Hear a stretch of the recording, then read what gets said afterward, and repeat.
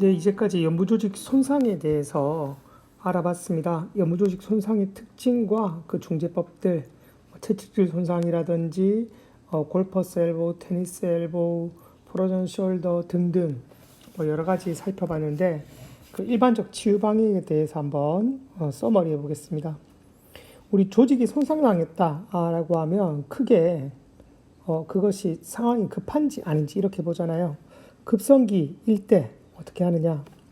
급성기, 아프다, 되게 통증이 심하고 부어있다 이런 상황이죠. 시간 경과상으로는 보통 2, 3일, 그 증상에 따라서 일주일 정도까지 이야기하기도 합니다.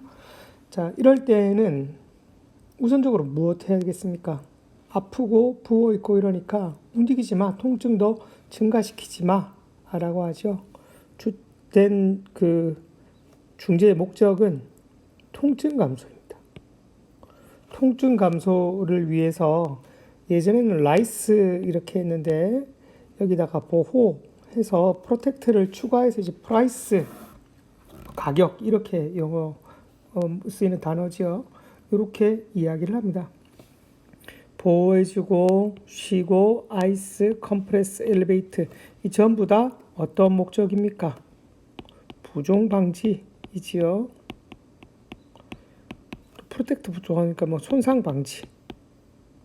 급성기에 더 나빠지면 안 되니까. 허열, 지나친 부종 허열을 예방해 주어야 하고 통증 없는 ROM 수준의 일상생활, 뭐 심리 사회적으로 이런 불안이나 우울 이런 부분들도 뭐 좀 고려해 줘야겠다. 뭐 이런 것들. 여튼 주된 것은 요것입니다. 그리고 연부조직 손상되었다라고 하면 시간이 좀 지나면 만성기 보통 3주에서 12개월 혹은 또 이상 한 달 정도 지나서 요즘 뭐 한 달 기니까 3주 이렇게도 이야기합니다. 그러면은 이것은 이제 시간 지나고 났으니까 이 사람이 또 괜찮아졌는데 가만히 두면 될까요? 예를 들어서 우리 그 프로전 숄더 와가지고 이 사람이 이제 그렇게 아픈 시기 지나고 조금 움직일 수 있을 것 같은데 혹은 그 테니스 엘보나 골프 엘보 와서 팔이 아파서 좀 쉬지 마라 했는데 시간이 뭐 한 달, 두 달 지났단 말이죠. 그런데 그 사람에게 계속 이렇게 움직이지 마세요 이렇게 하는 것이 바른 분류치료 중재일까요? 그렇지 않죠. 이 사람 계속 그렇게 있으면은 무사용 위축이나 이런 것들에 빠지게 되죠. 그리고 일상생활을 돌아가야 될 거 아닙니까? 급성기 지나고 나서는 목적은 그 더 높은 단계의 신장, 힘, 기능 및 고유수용기 재훈련, 스트레칭도 시키고 스트렝스닝도 시키고 그리고 기능적으로도 무릎이나 이런 쪽이 손상당했다라고 하면 고유수용성 감각 운동을 해서 계단 내려가기나 이런 것 할 때 기능적 동작을 할 수 있도록 만들어 주어야 합니다. 일상생활 그리고 뭐 그 바른 조직이 있다면 탄력성도 증가시켜야 되고 뭐 이런 내용들 이것 안에서 다 해석이 될 것입니다. 그 중간 단계 약간 애매한 단계가 아급성기라고 하는데 이때는 처음에 움직이지 마라 라고 해서 붓기도 조금 어느 정도 줄었고 그렇다고 무리하게 운동하기는 약간 걱정되는 단계. 이때는 어떻게 되느냐? 통증 감소시키는 역할도 하고 바른 조직이 유착되는 것을 조기에 예방해야 됩니다. 조직이 손상되면 찢어지겠지요. 미세열상이 있습니다. 거기에서 뭐 우리 조직이 재혈관화 과정을 거쳐서 원래 수복을 하지 원래 형태로 근섬유라든지 그러면서 그 안에 새로 뭐 진물도 나오고 할 때 다른 조직하고 붙어버리면 안 되죠. 우리 근육이라는 것을 움직이면서 뼈의 움직임을 만들어내야 되는데 붙어버리면은 그 움직임이 힘들어지기 때문에 그런 것들을 처음에 조금만 움직여주면 되거든요. 그렇게 해서 움직임을 하더라. 이것이 연부조직의 일반적 치유 방향입니다. 뭐 요거 넣어서 하면은 이제까지 했던 것들 다 그렇게 중재 방향 생각할 수 있겠고요. 자, 그럼 어떤 방법으로 하느냐? 어떤 치료 방향을 선택하느냐? 첫 번째 한냉치료를 하면은 냉치료, 냉마사지 이런 것들을 할 수 있는데 그 냉치료하는 크라이오세라피라고 하는 것은 차가운 거가 나오는 그런 기계로 앞부분에 이렇게 차게 해서 그 한 지점에 적용하는 것이죠. 뭐 냉마사지 이런 것은 뭐 아이스팩 이런 것들이 될 수 있을 거고 급성기에서 아급성기 1, 2단계 정도에 적용을 합니다. 뭐 시간은 뭐 이렇게 되겠고요. 보조기도 마찬가지로 1, 2단계 딱 1단계만 하기는 애매하죠. 2단계까지도 그 상황에 따라서 적용할 수 있더라. 표층 열 치료, 열이 들어가면은 부종에 대해서 생각을 해야 되죠. 그래서 1단계는 아니더라. 2, 3단계에 적용을 할 수가 있습니다.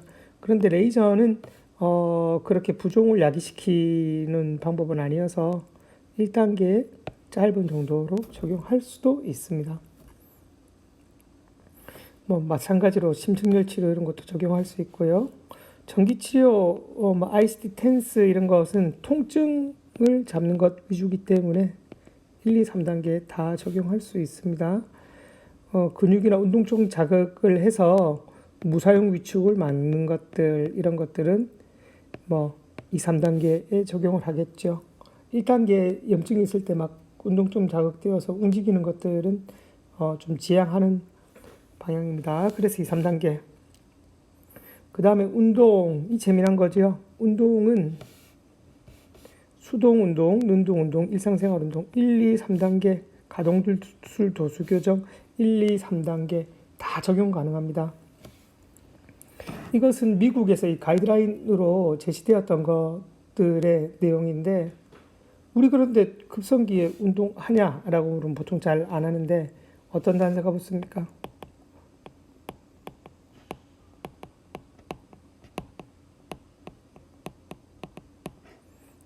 뭐 이런 식으로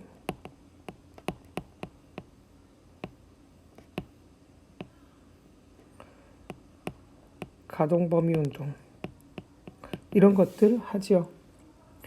그래서 통증 없는 수준의 뭐 부드러운 이런 것들이 들어가면 1단계일 거고 3단계쯤 되면 적극적인 이런 내용들로 쓰입니다.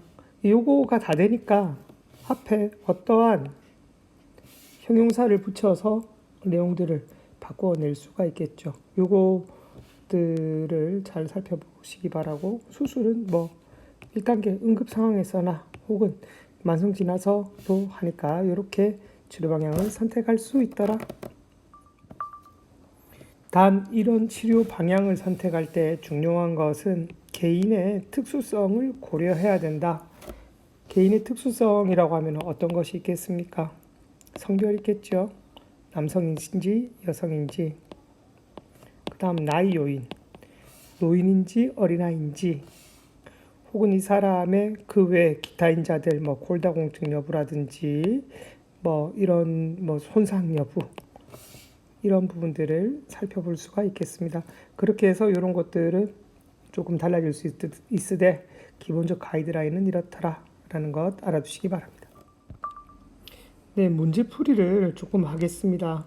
여러분들 문제 풀어라고 제가 계속 이 강의록 보면서 문제들을 좀 추가하고 있는데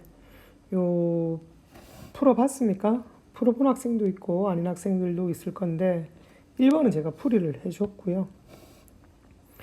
자, 2번 문제 가슴문 증후군 흉곽출궁 증후군에서 이루는 삼각형의 공간이 아닌 것은 1번 앞목갈비근 2번 중간목갈비근 요 사이로 신경하고 혈관이 나오죠. 그리고 빗장뼈하고 갈비뼈 사이로 들어갑니다. 그런데 뒷목갈비근은 직접적으로 해당되지 않습니다. 중간목갈비근까지 가고 그 뒷목갈비근은 포함되지 않습니다. 그래서 답은 3번이 되겠습니다. 가슴문 증후군의 검사 방법이 아닌 것은 이게 여러분들 유인물 몇 페이지에 있나요? 15페이지 네, 펴시면 되겠고요. 가슴문 증후군의 검사 방법이 아닌 것은 1번 에드송 검사, 2번 알렌 검사, 3번 갈비 빗장 압박 검사, 4번 올림부아 검사. 이런 것까지 전부 다 증상을 재현시키는 검사입니다. 그래서 답은 5번 캔달 검사. 캔달 검사는 뭡니까? 누워가지고 한쪽 다리를 가슴 쪽으로 당겼더니 반대쪽 다리에 무릎이 펴지더라. 이러면은 렉투스 페모리스 짧아짐 구축겸사이죠. 그래서 답은 요것이 되겠습니다. 다음 문제. 다음 환자에서 뻗침시켜야 하는 근육은 국가고시 실제로 나왔던 문제입니다. 윗팔을 가벌림 했더니 손과 손가락이 저리더라. 윗팔의 과벌림 할 때 어느 것이 늘어나는지 그 검사, 그 근육 생각하시면 일단적으로 되겠고요. 루스 검사하니까 양성이더라.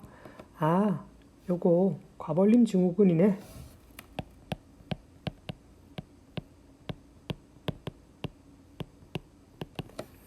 자, 마른 근 뒤쪽에 붙어 있어서 과벌림 하든 말든 관계없지요. 넓은 등근 아니고 등세목은 아니고 가시아렉은 아닙니다. 다 뒤쪽에 붙어 있는 근육들이지요. 작은 가슴근 앞쪽에 붙어 있네. 팔을 과벌림 하니까 요거 신경이 지나가면서 압박을 받을 수 있겠구나. 그렇게 어려운 수준의 문제는 아닙니다. 네, 다음 문제 풀겠습니다. 초기에 능동적 어깨 관절 벌림이 불가능하나. 수동적으로 몇 페이지야? 26페이지. 20도 정도로 벌려주면 능동 벌림이 가능하더라. 무엇을 의심할 수가 있겠는가?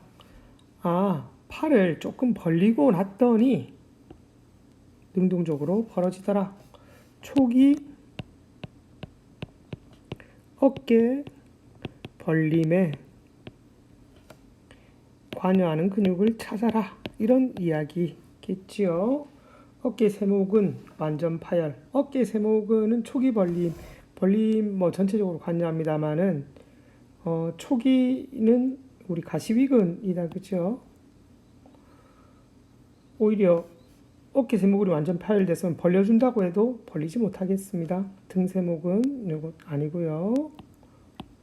가시위근 힘줄염 부분 파열 완전 파열. 자, 세 개가 가시위근인데 이 힘줄염 정도인지 부분적으로 찢어졌는지 완전히 찢어졌는지 벌림이 불가능하다라고 했죠. 답은 완전 파열.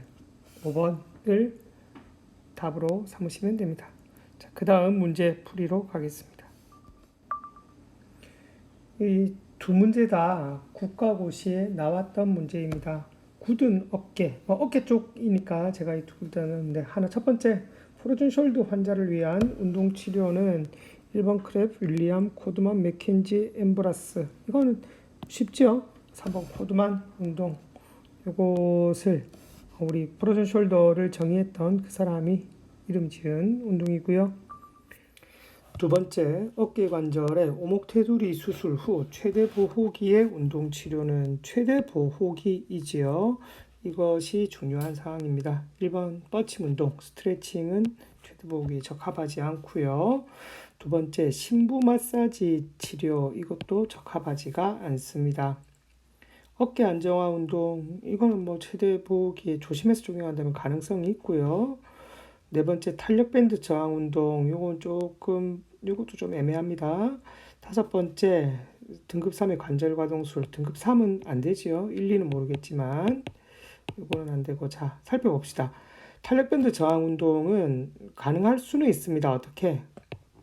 통증 없는 범위에서 적용한다라고 하면 이것이 정답일 가능성이 있죠. 하지만 이런 말이 없기 때문에 어깨 안정화 운동이 가장 적합한 답이 됩니다.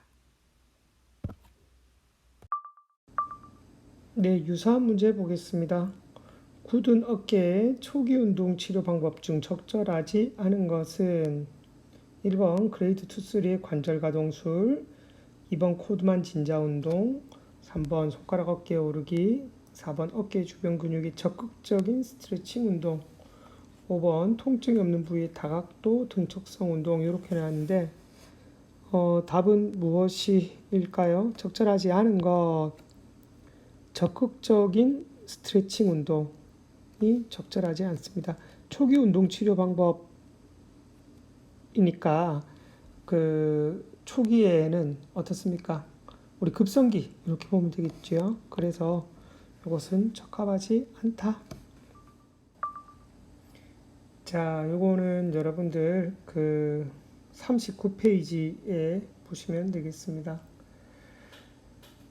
다음에서 설명하는 질환은 손목이나 팔꿈치의 무리한 반복 사용으로 통증이 발생. 반복 사용이다. 팔꿈치다. 우리 테니스나 골퍼스 엘보우 중에 하나겠죠. 팔굽관절의 펴 상태에서 주먹을 쥐고 아랫팔을 엎침시켜 손목의 노쪽 치우침과 펴 동작 시 저항을 가했을 때 갑작스런 통증이 발생하더라. 펴 동작 시 저항을 줬다. 우리 이거는 그 외측상가염이죠. 테니스 엘보. 설명하는 질환은 1번 손목골 안쪽 큐벳인데 손목 관절 정기증, 가쪽 윗 관절 융기염. 이게 정답이죠. 5번 발꿈치 머리 윤활 주머니염. 답은 4번입니다. 이것이 2018년도 국가고시에 출제된 문제죠. 여러분 보시면 좀 파악하겠지만 국가고시 문제가 그렇게 어렵지 않다. 이렇게 보실 수 있습니다. 네, 궁둥구멍근 환자의 만성기 중재법으로 옳지 않은 것은 요거는 47페이지에 있는 것입니다. 실제로 요거는 제가 여러분들 재작년하고 작년에 중간고사 문제로 냈던 문제입니다. 자, 봅시다. 1번 신부열 치료, 궁둥구멍근 치료의 신부열 치료. 이것은 적합한 방법입니다. 근육 이완하는 것이고, 궁둥구멍근 스트레칭, 이것도 적합한 방법이지요. 짧아져서 엉덩신경, 좌골신경을 누르기 때문에 이것은 스트레칭 되어야 됩니다. 궁둥구멍근 근력 강화 운동, 만성기 중재이기 때문에 궁둥구멍근 근력 강화도 적당합니다. 이것이 그 짧아져서 근력을 약하게 되는 그런 상태가 되거든요. 통증이 심할 경우 전기치료에 적용. 뭐 아무 문제 없죠. 무난한 답입니다. 자, 5번 쪼그려 앉아 띵뛰며 큰 엉덩이근 강화 운동. 궁둥구멍근 그 증후군이라고 하면 그 엉덩신경이 손상받아서 그 압박받아서 문제인데 쪼그려 앉아 띵뛴다 적합하지 않지요. 그래서 답은 5번입니다. 네, 유인물 52페이지 그 여러분들 국가고시 실제로 나왔던 문제들입니다. 한번 보겠습니다. 무릎 관련된 문제가 2개나 나왔네요. 2019년에는 자, 불행 3주징에서 안쪽 겨딘대와 동반 손상되는 조직은 불행 3주징 중요합니다. 무엇이 손상되면 불행 3주징이라고 한다고 했습니까? 안쪽 겨딘대 그리고 안쪽 반달연골 그리고 더해서 ACL이라고 했죠. 앞 십자인대 anterior cruciate ligament입니다. 그래서 답은 뭐 나머지는 다 아니지요. 이건 뒷십자인대이고요. 자, 두 번째 2019년도에 무릎에서 2개나 나왔는데 앞십자인대 재건술 후 최소 보호기의 물리치료 중재 방법으로 옳은 것은 여기서 주의 깊게 봐야 될 것이 무엇입니까? 최소 보호기이지요. 최소 보호기이니까 이 사람은 이제 만성기에 들어서 적극적으로 운동해라. 이런 상황이잖아요. 그래서 봅시다.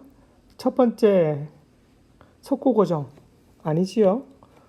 급성기에 적용한 것이고 근고정 운동 우리 세팅 엑서사이즈라고도 이야기합니다. 운동하기 전에 몸 푼다, 운동 세팅한다, 뭐 그런 운동을 해서 가만히 이렇게 근육 수축하고 낫고 뭐 이런 거지요. 발목 펌핑 운동 이것도 초기 단계 혈액순환 증진시키기 위해서 하는 정도의 운동입니다.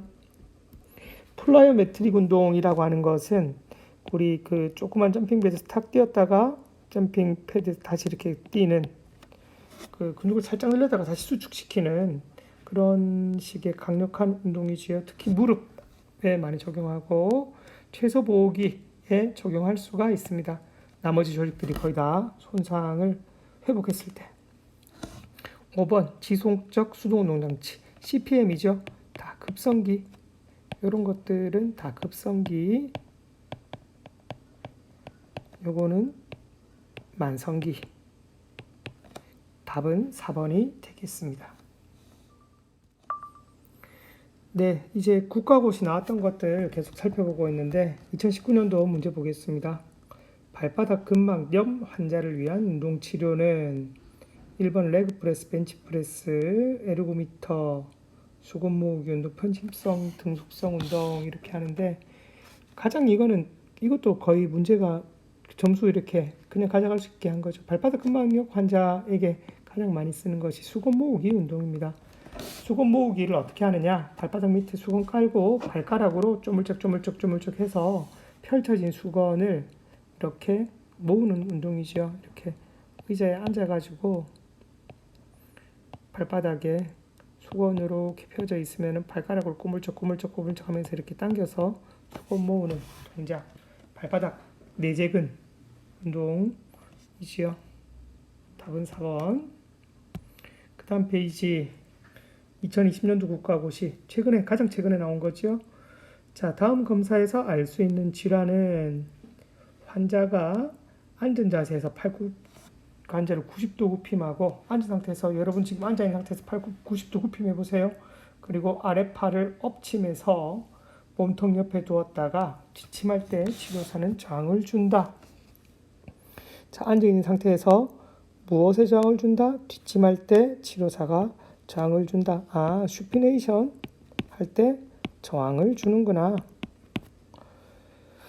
이때 어깨 앞쪽 부위에 통증과 약증 발생. 자, 90도 팔꿈치 굽힌 상황에서 슈피네이션 한다 라고 하면 어떤 근육 보는 겁니까? 기억나십니까? 바이셉스입니다. 그런데 요곳에서 통증이 나타난다. 자, 봅시다. 엎친근 증후군, 뒷침하는 거죠. 안목갈비 증후군도 아닙니다. 뭐 팔 타고 오는 통증이라든지 이런 거 보는 것도 아니고 이런 검사 방법도 아니죠. 팔꿈치도 아니고 위팔 두갈래근 힘줄염 이거입니다. 다섯 번째 협착성 힘줄 윤활막염 이것도 아니고요. 자, 요것은 우리 요렇게 해서 검사가 어떤 겁니까? 스피드 검사이지요. 위팔 두갈래 힘줄이 힘줄에 염증이 있는지 없는지를 보는 것입니다. 뭐 비슷한 검사로 뭐 요가슨 테스트를 할 수도 있고 뭐 이렇게 있습니다. 자, 또 다음 검사에서 알 수 있는 질환은 치료사는 환자를 바로 눕게 하고 검사 측 다리에 엉덩관절을 굽힘하면서 무릎관절을 90도까지 굽힘한다. 누워가지고 무릎관절과 엉덩관절을 90도로 굽히더라. 두 번째, 치료사는 엄지손가락으로 넙다리뼈 가쪽 윗관절 융기를 압박하고 압박을 유지하는 동안 환자는 천천히 무릎관절을 펴더라. 넙다리뼈 가쪽 윗관절 융기를 압박하더라. 이때 여기를 딱 고정하고 있다는 것입니다. 검사 결과 무릎 관절을 폈는데 펴면서 굽힘의 약 30도 위치, 그러니까 거의 다 쭉 펴서 완전히 펴지는 못하고 30도 정도 남아있는 상태인 것이지요. 펴다가 약 30도 정도 굽혀져 있는 상태에서 넙다리뼈 가쪽 윗관절 융기 부분에 심한 통증이 발생하더라. 탁 이렇게 뭐 약간 튀는 듯한 느낌이 났을 수도 있고 그런 증상이다. 말총증후군은 우리 말총 있는 쪽에 신경이 눌려져서 이렇게 아픈 것 아니고, 발목굴 증후군, 발목 본 것도 아니고요. 궁둥구멍근 피리포미스 본 것도 아니지요. 다리를 이렇게 안쪽으로 모아가지고 신경 늘어나는지 보는 검사는 아니고, 뒷넙다리 증후군, 뒷넙다리 좀인 것 같은데, 엉덩증 정관 근막뒤 마찰 증후군, 요 두 개 비슷한데, 요 다리 펴었을 때 뒤쪽으로 통증 오는 것이 아니라 넙다리뼈 가쪽으로 오는 것, 엉덩근막뒤 마찰 증후군 TFL 살펴본 것입니다. TFL이 요것이지요. 짧아져 있기 때문에 이쪽을 압박해서 이렇게 다리 펼 때 통증이 있다라고 하면 요 부딪히면서 이렇게 통증 나는 것들, 뭐 유사한 걸로 요 단축 검사는 오버 테스트에서 옆쪽으로 다리 한 상태에서 떨어뜨렸을 때 여기 오는지 아닌지 이렇게 보는 검사도 있습니다. 요 검사 같은 것 할 때 여러분들이 해부학적 위치가 지금 엉덩근막 뒤 있는 넙다리뼈 가쪽에서 통증이 나타났잖아요. 그죠? 그래서 해부학적 위치가 사실 거의 답을 많이 줍니다. 만약에 뒷넙다리가 답이 되려고 하면 뒤쪽에서 뭐 통증이 있었다라든지 뭐 그런 증상이 나타났다라고 하면 뒷넙다리를 의심해 볼 수도 있겠는데, 이것은 마찰 증후군이죠. TFL 마찰 증후군이지요.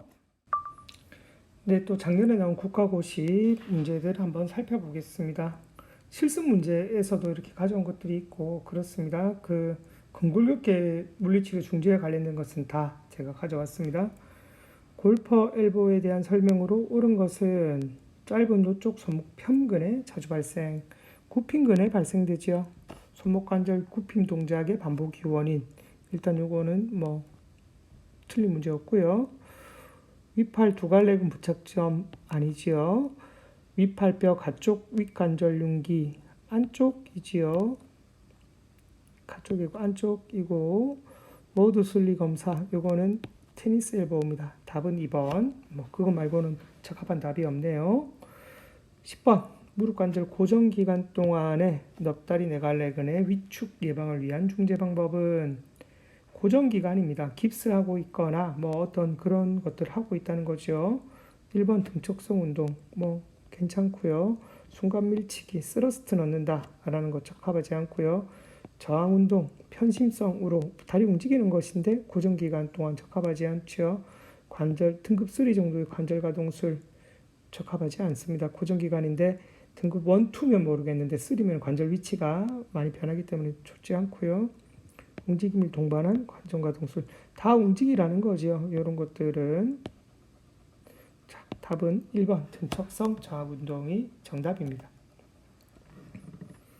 18번 다음에서 설명하는 운동기법은 저항벽을 찾아서 치료하더라. 등척성 수축에 상응하는 적절한 저항을 제공하더라. 수축 후 이완, 상호 억제 원리를 이용하더라.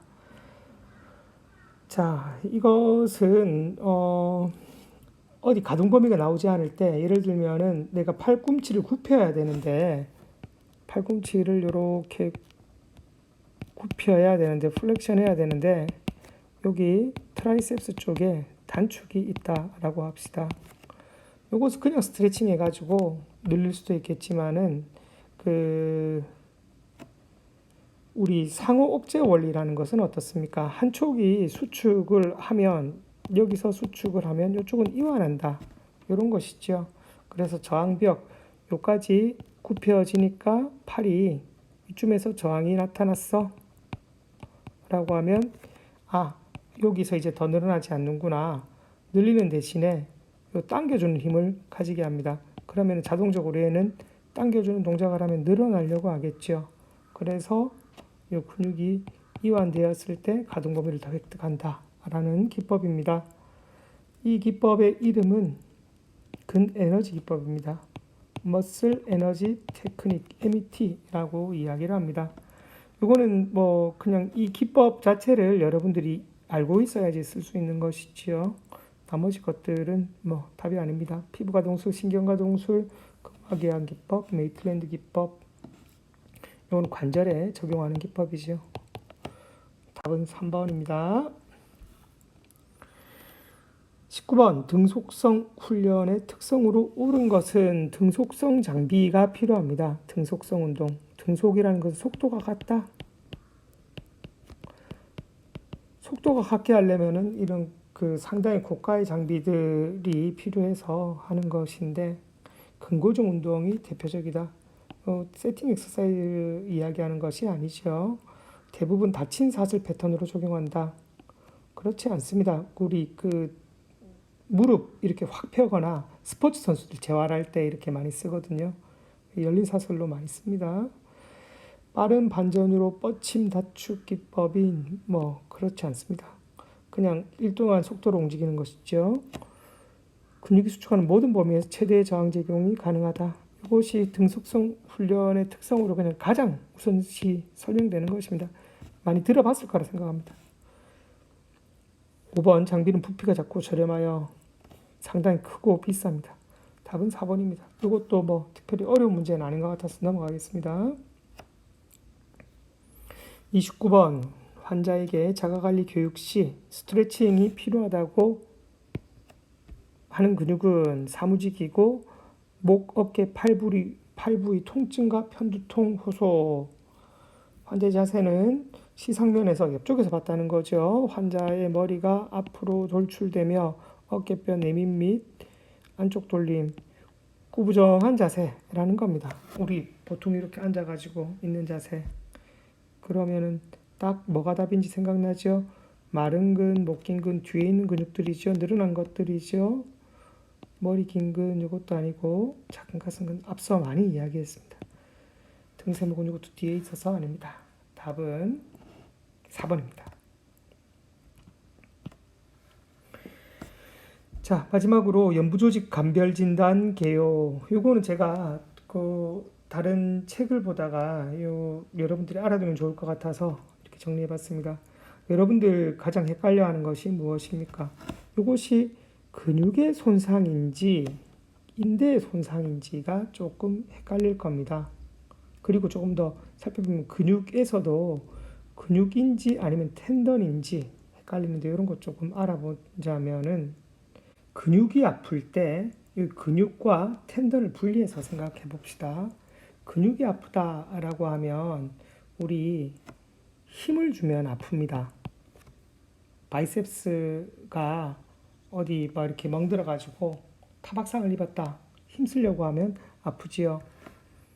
그런데 그냥 팔 움직여 보라 라고 하면은 아프긴 한데 근력 쓸 때보다는 덜 아픕니다. 가만히 내가 힘 빼고 다른 사람이 움직여주면 관절에 이런 거는 문제가 없어서 통증이 없고요. 인대가 문제가 있다. 인대는 힘쓴다고 해서 통증이 있는 거 아니죠. 우리 그러면은 이것은 근력을 내고 관절 위치가 변하지 않으면 괜찮습니다. 그런데 인대가 손상되면 인대 연자 삐거나 이렇게 본 사람은 알겠지만 근력 말고 그 우리 움직일 때에는 요 통증이 있습니다. 액티브로 움직이나 패시브로 움직이나 관절이 움직이기 때문에 인대라고 하는 것은 뼈와 뼈 사이를 이어주는 것이 인대지요. 뼈와 뼈 사이 뼈와 뼈 사이는 뭐가 있습니까? 관절이 있죠. 관절 옆으로 이렇게 지나가서 잡아주는 거잖아요. 그러니까 움직이면 다 아프더라. 통증 그렇게 심한 정도는 아니고 조금 아프더라. 는 것입니다. 텐던은 근력이 주어지면은 아픕니다. 여기서 근력이라고 하는 것은 등척성 수축 생각하시면 되겠습니다. 아픈데 그냥 움직이거나 패시브로 움직여줄 때는 별로 아프지는 않습니다. 얘들은 그 힘을 크게 많이 주지 않으면은 텐던에 바이셉스, 그러니까 우리 근육이 수축을 많이 합니까? 텐던이 수축을 많이 합니까? 근육이 수축을 하지요. 그래서 움직일 때 스스로 액티브로 움직일 때는 근육이 아프고 얘는 별로 아프지 않은데 힘을 주게 되면은 우리 근육이 쭉 당기면서 텐던도 당겨 올라오잖아요. 그렇기 때문에 통증은 있고요. 약간 끝범위에서 통증은 있습니다. 근육이 다 당겨져 가지고 끝범위에서 약한 정도의 통증이 있는데 별로 심하지는 않더라.